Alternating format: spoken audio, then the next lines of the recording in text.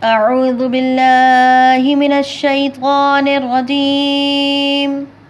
بسم الله الرحمن الرحيم. قل أعوذ برب الفلق من شر ما خلق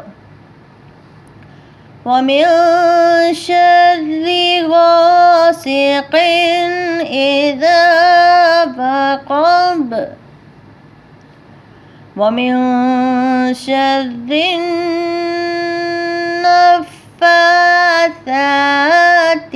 في العقد ومن شر حاسد إذا حسد. صدق الله العظيم.